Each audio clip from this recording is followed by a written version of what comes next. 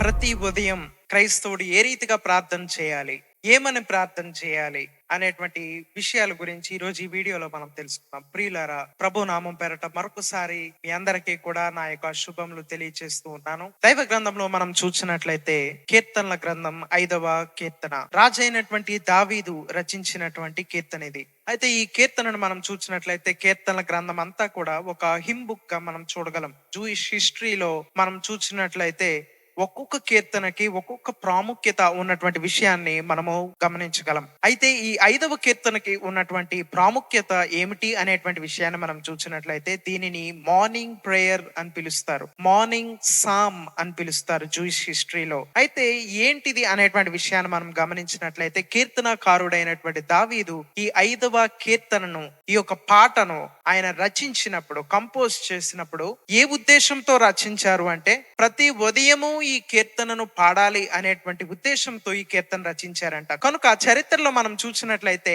ఆయన బ్రతికి ఉన్నటువంటి రోజుల్లో ప్రతి రోజు ఉదయం కూడా ఆయన ఈ కీర్తన పాడేవారు అనేటువంటి విషయాన్ని మనం గమనించాలి. అదే రీతిగా దేవుని మందిరంలో కూడా ఈ కీర్తన గాయకుల చేత పాడబడుచు ఉండేది అనేటువంటి విషయం మనం చూడగలం. ఈ కీర్తన, ఈ సాంగ్ ఒక ప్రార్థనగా, ఒక ప్రేయర్ గా మనం చూడగలం. అయితే ప్రియులారా, ఈ 5వ కీర్తనలో ఏముంది అనేటువంటి విషయాన్ని మనం చూసినట్లయితే దీనిని 4 భాగాలుగా విభజించవచ్చు.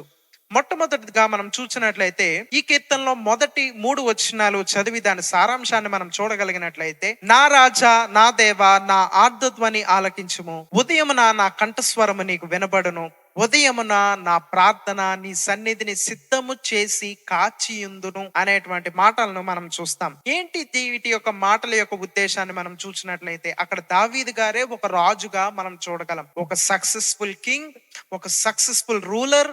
ఆయన ఎంతో సక్సెస్ఫుల్ గా ఆయన యొక్క రాజ్యాన్ని పరిపాలిస్తున్నటువంటి వ్యక్తి, ఒక పవర్ఫుల్ కింగ్ గా మనం చూడగలం. అయితే ఆయన చెప్తున్నటువంటి మాటను మనం చూస్తే, నా రాజా, నా దేవా. అందరికీ ఇశ్రాయేలు దేశానికి, ఆ యొక్క సామ్రాజ్యానికి రాజు ఏమో దావీదు. అయితే ఆ దావీదు గారు దేవునిని తన రాజుగా చేసుకున్నటువంటి స్థితిని మనం చూస్తాం. నిన్నే నేను ప్రార్థించుచున్నాను, ఉదయం లేవగానే నీ ఒక్కడికే నేను ప్రార్థన చేస్తాను. ఆయన చెప్తున్నటువంటి మాట ఏంటంటే, ఉదయమున నా కంఠస్వరము నీకు వినబడును, ఉదయమున నా కంఠస్వరము నీకు వినబడును, ఉదయమున నా ప్రార్థన నీ సన్నిధిని సిద్ధం చేసి కాచి ఉందును. ఈ మాటను కింగ్ జేమ్స్ వెర్షన్ లో మనం చదివినట్లయితే, in the morning will I direct my prayer on to the అని ఉంటది. మూల భాషలో డైరెక్ట్ మై ప్రేయర్, ఆ మాటకు అర్థాన్ని మనం చూస్తే హెబ్రీ భాషలో వారు ఏ కాంటెక్స్ట్ లో ఆ యొక్క పదాన్ని వాడారు అంటే, ఒక బాణం వేసేటువంటి వ్యక్తి ఎలాగైతే తన యొక్క బాణాన్ని తన యొక్క టార్గెట్ పై ఎయిమ్ చేస్తాడో, ఆ రీతిగా ఉదయం లేవగానే నా ఫస్ట్ టార్గెట్ ఏంటి అంటే దేవునికి ప్రార్థన చేయడము అని అర్థం వస్తుంది. కనుక రాజు అయినటువంటి దావీదుకి ఎన్ని పనులు ఉండవు? ఆయన సామ్రాజ్యంలో చెక్క పెట్టాల్సినటువంటి పనులు ఎన్నో ఉంటాయి, ఆయన కుటుంబ బాధ్యతలు ఎన్నో ఉంటాయి, అనేకమైనటువంటి పనులు ఆయనకు ఉండవచ్చు. కానీ మార్నింగ్ లేవగానే ఫస్ట్ టార్గెట్ నాకేంటి అంటే నేను దేవునికి ప్రార్థన చేయాలి అని తెలియపరుస్తున్నాడు ఆయన. ప్రియులారా, ఈరోజు మనలో ఎంతమంది మార్నింగ్ లేవగానే ఫస్ట్ ప్రయారిటీని దేవునికి ఇస్తున్నాం? ఎంతమంది ఈ పని చేయగలుగుతున్నాం అనేటువంటి విషయాన్ని మనం గమనించుకోవాలి. ఎందుకంటే ఈరోజు మనం చూస్తే మార్నింగ్ లేవగానే మనం చేసే మొట్టమొదటి పని ఏంటంటే మన యొక్క మొబైల్ చెక్ చేసుకుంటాం, మిస్డ్ కాల్స్ చెక్ చేసుకుంటాం, టెక్స్ట్ మెసేజెస్ ఏమన్నా ఉన్నాయా, లేకపోతే వాట్సాప్ ఓపెన్ చేసి స్టేటస్లు చూస్తూ ఉంటాం, ఇన్స్టాగ్రామ్ ఓపెన్ చేసి స్క్రోల్ చేస్తూ ఉంటాం, సోషల్ మీడియా చూస్తూ ఉంటాం, న్యూస్ చూస్తూ ఉంటాం. ఆ న్యూస్ లో బ్యాడ్ న్యూస్లు చూస్తాం. దాని వల్ల జరిగేది ఏంటో తెలుసా? మనము ఏదైతే చూస్తామో, పొరపాటున నువ్వు ఒక బ్యాడ్ న్యూస్ చూసావా, అది రోజంతా నీ యొక్క డే బ్యాడ్ గానే ఉంటది. ఎందుకంటే దాని యొక్క ప్రభావం నీ యొక్క మూడ్ పై ఉంటది, నీ యొక్క థింకింగ్ పై ఉంటది, నీ యొక్క హెల్త్ పై ఉంటది, నీ యొక్క బిహేవియర్ పై ఉంటది అనేటువంటి విషయాన్ని మనం గమనించాలి. మన యొక్క టార్గెట్, ఫస్ట్ టార్గెట్ ఉదయం లేవగానే ఏమి ఉండాలంటే మనం లేవగానే దేవునికి ప్రార్థన చేయాలి అనేటువంటి టార్గెట్ తోనే ఉదయం మనం లేవాలి అనేటువంటి విషయాన్ని మనం గమనించవలసినటువంటి వారమై ఉన్నాం. మొట్టమొదటిగా, ప్రభువా నేను నీకే ప్రార్థన చేస్తున్నాను ప్రభువా అని దావీదు గారు తెలియపరుస్తున్నారు. రెండవదిగా ఆయన చేస్తున్నటువంటి పని ఏమిటి అనేటువంటి విషయాన్ని మనం చూస్తే, తన యొక్క ఆత్మీయ జీవితాన్ని, తన యొక్క వ్యక్తిగత జీవితాన్ని ఆయన పరిశీలన చేసుకుంటున్నాడు.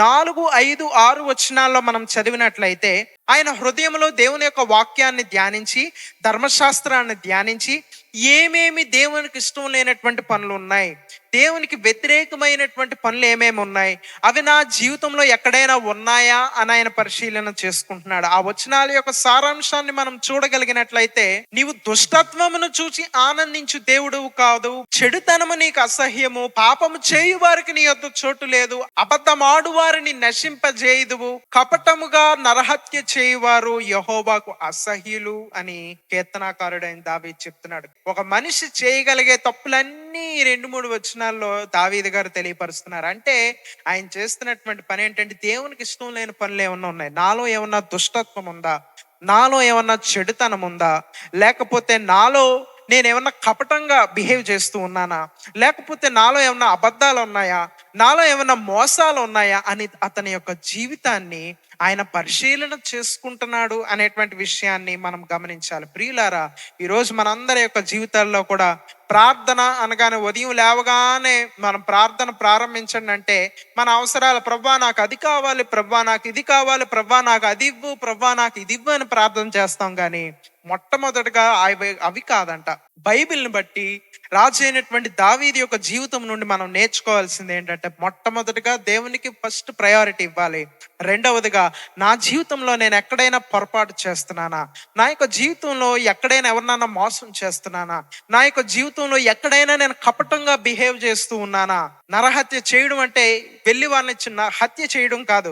ఒకవేళ వారి యొక్క క్యారెక్టర్ని నేను అసాసినేట్ చేస్తున్నానా, ఎవరి గురించైనా నేను చెడుగా మాట్లాడుతున్నానా అని మనల్ని మనము అనుదినము కూడా రోజు ఉదయం లేవగానే రాజు అయినటువంటి దావీదు తన యొక్క హృదయాన్ని, మనస్సాక్షిని స్వపరీక్ష చేసుకుంటున్నటువంటి విషయాన్ని మనం చూస్తాం. కనుక మనం కూడా చేయాల్సింది ఏంటంటే, మనల్ని మనం ఉదయం లేవగానే మన యొక్క జీవితాన్ని పరిశీలన చేసుకుని, ఎక్కడైనా దేవునికి వ్యతిరేకమైనటువంటి పనులు చేస్తున్నామేమో, ఎవరి వ్యక్తిగత జీవితం గురించి వారికి తెలుసు కనుక, మనం చేసేటువంటి తప్పులు మనకు తెలుసు కనుక, ఈ రోజు ఈ తప్పు నేను చేయకూడదు, ఈ రోజు నేను ఈ పాపం చేయకూడదు, ఈ రోజు దేవునికి వ్యతిరేకమైనటువంటి పలానా పని నేను చేయకూడదు అని మన యొక్క జీవితాన్ని మనల్ని మనము ప్రశ్నించుకుని సరిచేసుకోవాలి అనేటువంటి విషయాన్ని మనం గమనించాలి. మూడవదిగా, ప్రార్థనలో రాజు అయినటువంటి దావీదు చేస్తున్నటువంటిది ఏంటంటే, ఆయన అవసరతల గురించి, ఆయన శత్రువుల గురించి ఆయన ప్రార్థన చేయడం ప్రారంభించారు. 8, 9, 10 వచనాలు మనం చదివినట్లయితే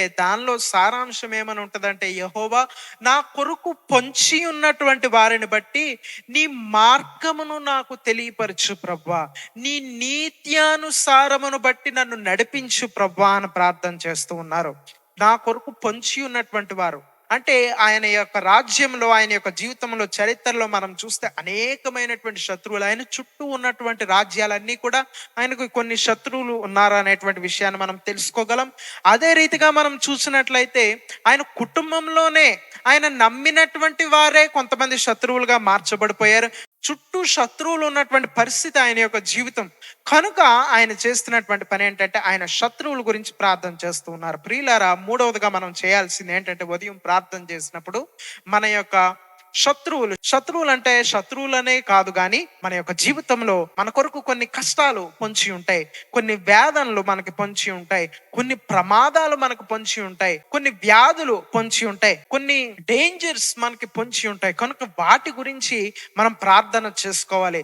నాకు ఇచ్చినటువంటి ప్రతి వస్తువుని, వాహనాల్ని, గృహాన్ని కాపాడమని మనము ప్రార్థన చేయవలసినటువంటి వారమై ఉన్నాం. ఈ రీతిగా మనం ప్రార్థన చేస్తే మన యొక్క జీవితంలో ఎలాంటి ఆశీర్వాదాలు ఉంటాయి అనేటువంటి విషయాన్ని మనం చూస్తే, వాటి గురించి 11, 12 వచనాల్లో వ్రాయబడి ఉంది. దాని యొక్క సారాంశాన్ని మనం చూసినట్లయితే, యెహోవా నిన్ను ఆశ్రయించు వారందరూ సంతోషించుదురు, నీవే వారిని కాపాడుదువు గనుక వారు నిత్యము ఆనంద ధ్వని చేయుదురు. యెహోవా నీతిమంతులను ఆశీర్వదించును, కేడెముతో కప్పినట్లు నీవు వారిని దయతో కప్పెదవు గనుక నిన్ను గూర్చి వారు నిత్యము ఉల్లసింతురు అనేటువంటి మాటలను మనం అక్కడ చూడగలం. కనుక ప్రియులారా, ఎప్పుడైతే అలాగ మనం ప్రార్థన చేస్తామో ఆ రోజంతా కూడా సంతోషంగా ఉంటదంట.